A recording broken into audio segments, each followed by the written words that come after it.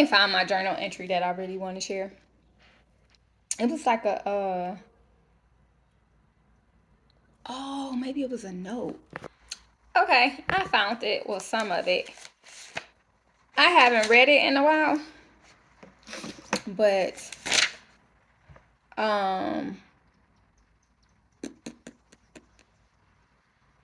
this is interesting. So this is some of the writing that I did when I was coming out of my Christianity journey. I don't know if I was still in church. But I was definitely, if I wasn't, I was definitely leaving the church. And oh wow, it's two different ones. Excuse me. So let me see. This says Monday, July 4th, 2016 at 7:14 p.m.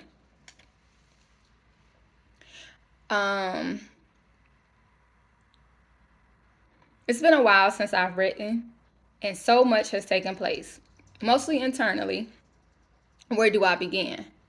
I usually have more words than energy or time. Spiritually, I'm in a different place, on a different journey. Not sure where it's going to take me. I no longer identify myself as a Christian, although I still respect, agree with, and follow the teachings of Jesus. I no longer believe in the deity of Jesus. At this point of my journey in my life, I believe that Jesus was an awesome man of God, teacher, healer, prophet, rabbi, friend, and example. I believe that somewhere along the line, his message was misconstrued, and in regular people fashion, someone took his message and made him the focal point. There's turning the, made him the focal point, thus turning the focus from God, Jesus' messages, to Jesus himself. And now we are more focused on the creation / messenger and not the creator / message. I'm not interested in attending anyone's church. We get so distracted by and used to hearing everyone else's voice and interpretation and end up forgetting, tuning out, and replacing God's voice. And that causes us to follow that person over God because we've substituted them for God. Not always on purpose, oftentimes in the name of obedience, submission, and trust. But the reason doesn't make it better.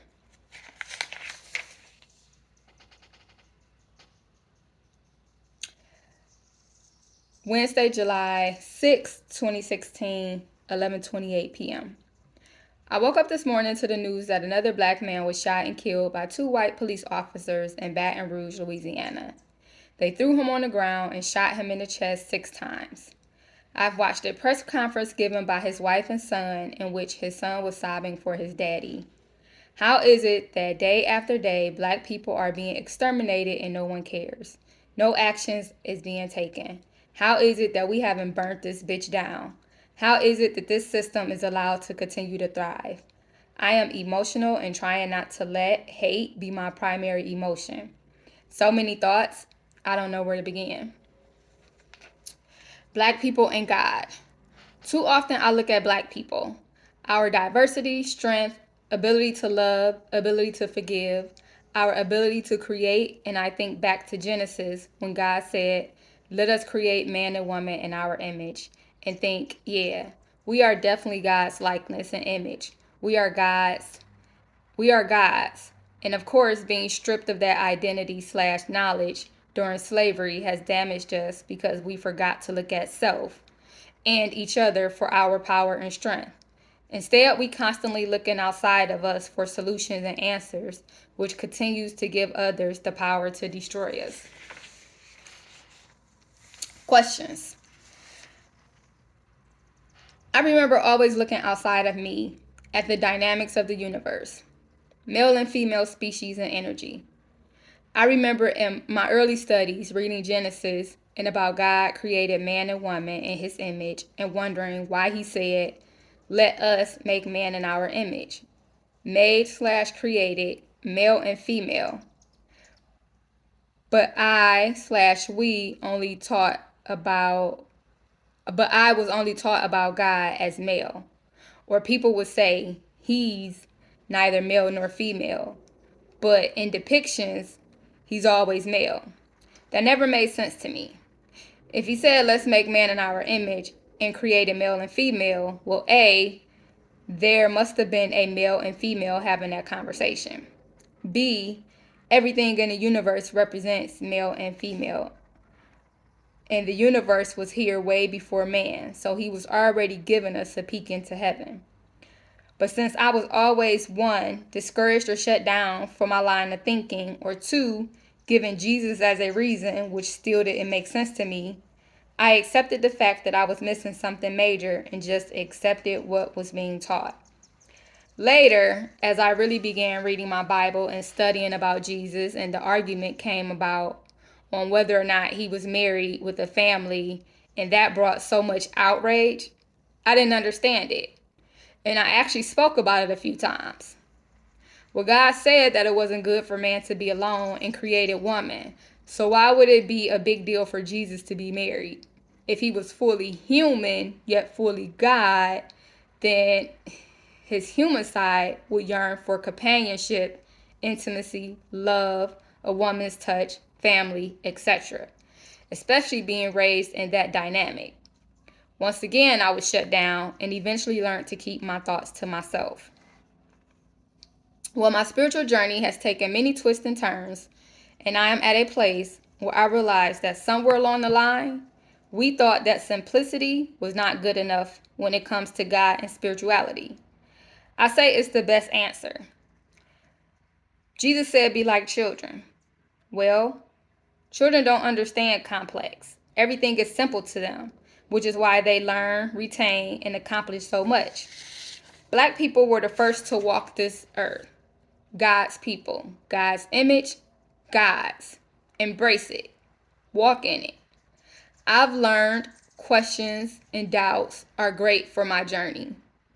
Don't stop children's questions and doubts. God may be trying to teach you something. That was one. And then here we go.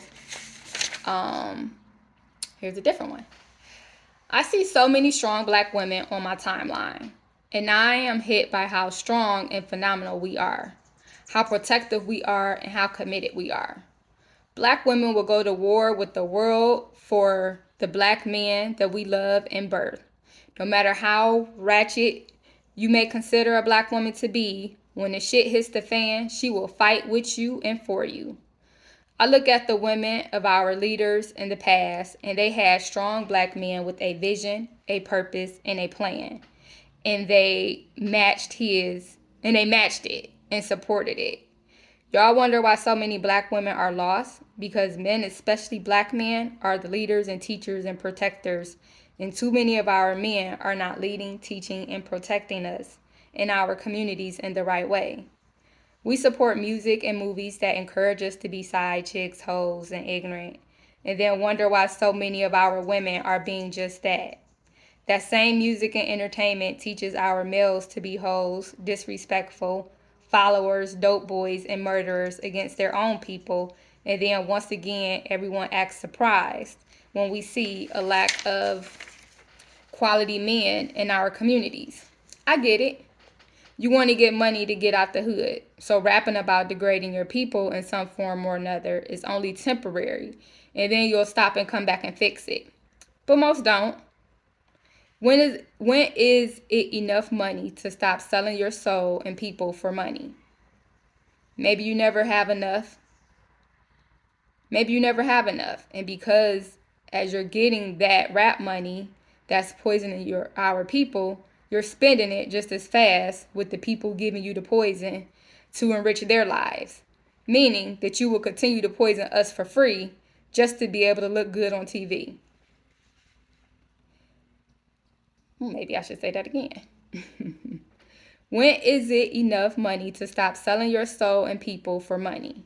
Maybe you never have enough money because as you're getting that rap money that's poisoning our people, you're spending it just as fast with the people giving you the poison to enrich their lives. meaning that you will continue to poison us for free just to be able to look good on TV. When does it stop? When does your soul and compassion for your people take over? I've been reminiscing lately about times that happened way before me and leaders that I never met, but have seen plenty of times on my TV. Men that didn't sell out their women or communities for the dollar. Men who had vision, heart, compassion, and a plan and stood together strong and collectively. Men who didn't allow another man to choose protecting his life over fattening his pockets. Men who weren't perfect by any means, but loved their people and were willing to die for what they believed in. And that meant protecting their communities. This is what I yearn to see today. In a time with so much social media, so many tools of connection and power and voice, we could not be further divided. So many Black groups attacking each other over information and disagreements. Even though Martin and Malcolm didn't always see eye to eye, they had a respect for each other, and the goal for both was to get their people free. The details of the plan were just different, but they both saw the goal and respected each other's plan. We have so much more power, so many more tools, so much more money to where we should be further than in the 60s, 70s, 80s, and yet we couldn't be so far from a goal. Can we come together with a plan, a goal? Can we get past your ego, your lust for money and attention, and get a program together? Can we stop the fight for likes and shares and get some substantial messages online and off?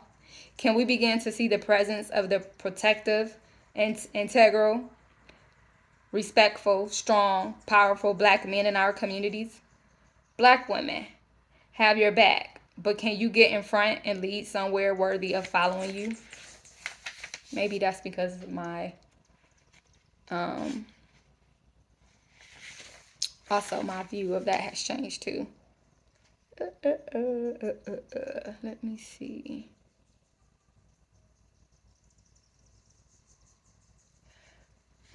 What's this? Watching the frustration and pain unfold in front of me for the last 24 hours has reinforced to me that it's not that Black people don't care about each other. It's that we don't know how to act out on our emotions and frustrations. So most people write a post because they can do that. No one is giving us a class on how to unite and say that's preposterous. No one is giving us a class on how to unite. And to say that's preposterous and unnecessary, consider how long we've been told to separate. There's not a solid plan happening, but there's a lot of frustration and desire for action. I admire the Black Panthers, but they had a plan and solidarity. They were teaching people and showing people what they needed done. We're missing that. I'm no expert. I'm a 34-year-old Black woman that's not political, a lawyer, or an expert at anything but being me and writing down my thoughts. I love to learn, so I'm educated on many topics. I've been through a lot in life, experiences, so a lot of my knowledge, understanding, compassion, and determination stems from those experiences. I have a passion for entrepreneurship/ownership, supporting Black businesses, building Black economic power, enlightening our children, and leaving them with wealth, as well as being the best auntie, mentor, friend, sister, and future mom and woman that I can be. With that being said, most of us are 70s, 80s, 90s babies, and we've missed seeing the wonders of the Black Power movement firsthand. But we've seen, experienced, and lived through the destruction of our communities and feel overwhelmed and unsure of what we can do to help build a better tomorrow for our children. Well, we're going to figure it out together. But first, know that everyone needs to do their part. Put aside greed, selfishness, lust of money, lust of attention, egos, and pick up compassion, community, neighborhoods, rebuilding foundations for our children, sacrifice, and togetherness. It won't be easy due to almost 400 years of conditioning and self-hate and separation and distrust of each other. The fear may be there because we've seen what this system would do to strong Blacks building. But we can be stronger than our ancestors. We can take the foundation of their pain, strength, power, and determination and sacrifice, and began building something bigger and stronger than they could dream. We can become the heroes that we've heard about. It won't be easy, but we proved that we're indestructible from the outside. Now let's be indestructible from the inside. Let's begin the journey. It's time to leave our kids a legacy they can be proud of. Today, I'm up for taking suggestions and advice because I don't know. Leave your hidden agendas at the door. How government works, Schoolhouse Rock videos for understanding how government works. That was probably my own homework I was supposed to do for self. Oh shit. We all have gifts, talents, passions, and ideas. The key is learning to respect our differences, but to also support the end goal. We won't all agree on the path to take. We are so behind in this country, so divided, so damaged, so hurt, so conditioned. So it may be impossible for us all to get on the same program and agree. But that's all right. All right, that's enough.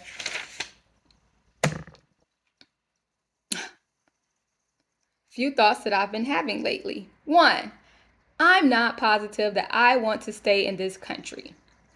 I don't want to fight this racist system until my dying day. I don't want to worry about my children getting killed by police or found hanging on a tree because of their skin color. Our ancestors have been fighting for us for years. Or the fight for our lives has been happening since we came over here, or since they came over here. And yes, there have been changes. Yes, there have been progress. But when you look at the overall picture, progress and change has been slow. Really slow. How long will it take to reach our destination? I don't want my children to inherit this fight, this struggle. I don't think they should have to. 2, I see so many arguments on my timeline from Blacks about what's important in our history. I see people that embrace our African heritage, and I see people that embrace our American heritage / struggle. I see people that are disassociated with one or the other. My thought is that it's all relevant. Knowing where we come from as a people is empowering on both ends. I feel as if I want to know about my African heritage, even if it's only because it was purposefully stripped from me and hidden and twisted. It was too imperative for it to be buried from me. And I may not be able to track down a specific tribe or country or culture, but I can research or look into the history or culture on a vast level. I may not be able to get the intricate details, but an overview or summary will be just as beneficial. As for our American heritage and culture, people are angry about slavery, and we should be. But let's not forget to see the beauty of our people from there either. Since slavery, segregation, Jim Crow, civil rights to now, there is an abundance of history, culture that we can learn, appreciate, grow from, and be enriched and empowered by. Why separate the two? All of it combined shows just how brilliant, resourceful, talented, gifted, strong, adaptable, mission-minded, powerful, magical, disciplined, loving, integral fighters we are. We are undefeated. We are indestructible. We are magical. How do we know? Take a scroll down history, both African and American. See our pain, see our hurt, see our demise, yet also see our uprising, see our brilliance, see our patience, see our hearts, see our ability to be great even in the most inhumane conditions. So don't use our history to be divisive. Use it to be cohesive and to be strong in who you come from. What's in you, who you can be. African American, Black, powerful. Okay, so that's enough. I just was sharing some journal entries. So I hope you enjoyed them.